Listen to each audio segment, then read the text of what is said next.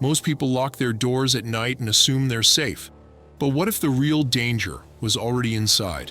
From a hidden body stuffed in a basement couch to a stranger whispering in the dark, these true home invasion stories will make you question just how secure your home really is. Damian Andrews was just 19 years old. Every Friday, after his last class, he'd head straight from campus to his job at a gas station. His shift lasted 6 hours, and once it was over, he'd drive back to his parents' house. Most weekends, his parents weren't home. They were usually out drinking, so he was used to returning to an empty house. That night was no different. When Damian pulled into the driveway, the house was dark. He needed to put his bike away, so he grabbed it from his truck's trunk and rode it past the fence to the backyard shed. He locked the shed and turned around. That's when he noticed something strange. The bathroom light upstairs was on. He hadn't seen it when he first drove in. Maybe one of his parents had stayed home. That was the only explanation that made sense. Damian went through the back door, ready to call out, but something in his gut told him not to.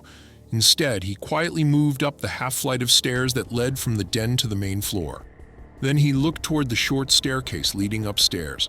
The bathroom door was closed, but light spilled into the hallway from the bottom edge. Someone was inside. He climbed the stairs and called out for his mom and dad, but there was no answer. He was standing just outside the door now. He called again. Still no response. Maybe his mom was in the bathtub with her earbuds in. That would explain why she didn't hear him. He reached for the doorknob, but it was locked. Someone was definitely in there. Then the phone rang downstairs.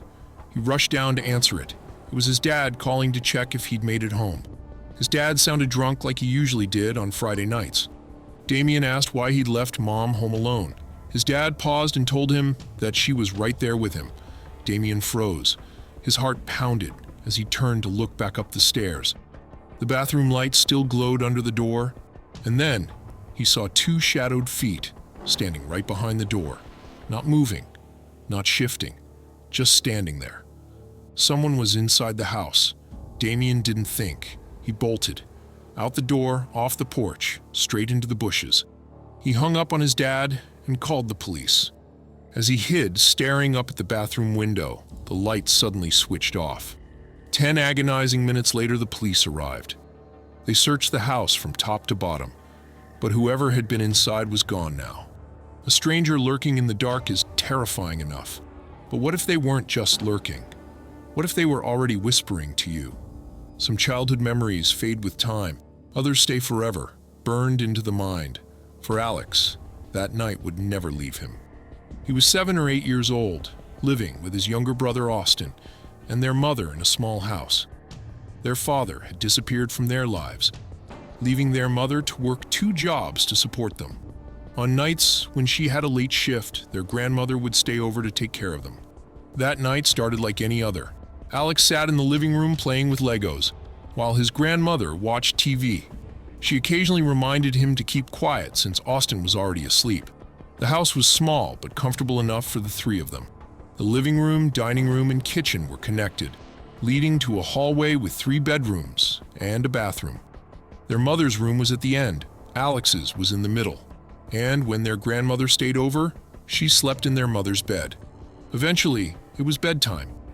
After saying goodnight, his grandmother went to the bathroom to brush her teeth while Alex got under the covers. He had never been afraid of the dark and usually slept soundly through the night. But something woke him up. There was movement outside his room.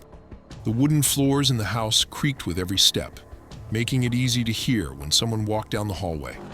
At first, he assumed his grandmother was going to the bathroom, but the sound didn't stop. The creaking moved back and forth as if someone was pacing. Then came the whispering. Confused, Alex got out of bed and pressed his ear against the door. He thought his grandmother might be talking to Austin, but the whispering didn't sound familiar. Something felt wrong. He slowly opened the door. In the dim light of the hallway, a tall, thin, naked woman stood against the wall, her head buried between her arms. She whispered to herself, rocking slightly. Then, without warning, her head snapped around, locking eyes with him. A jolt of terror shot through his body. He slammed the door shut and let out a scream. Immediately, pounding erupted against the door. The woman outside was shouting, her voice filled with urgency and desperation. From the hallway, another voice broke through the chaos. His grandmother was there now, yelling as she confronted the intruder. The woman screamed back, demanding something, her voice raw and frenzied.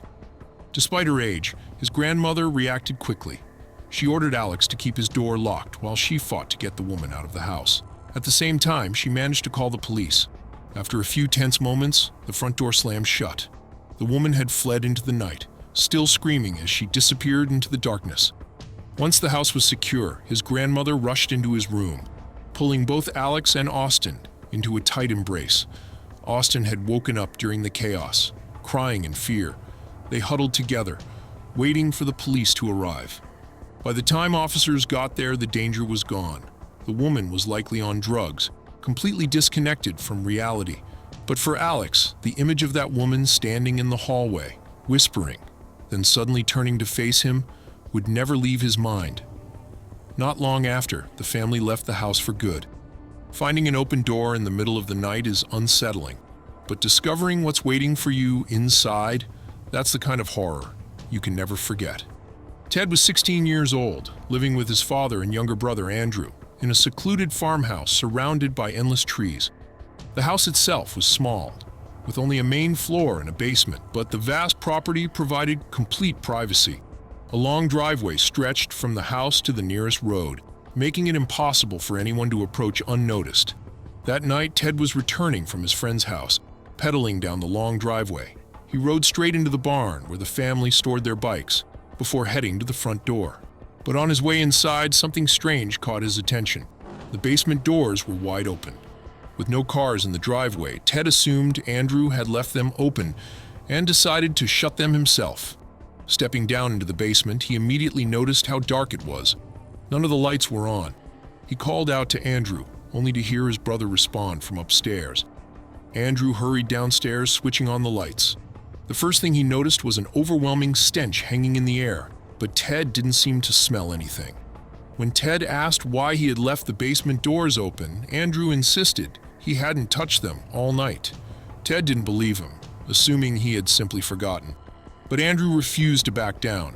If he had been in the living room the entire time, how could the doors have been left open? A chilling thought crossed their minds. Had someone entered the house? Determined to find an answer, the two searched the entire basement, overturning furniture and checking every corner, but found nothing.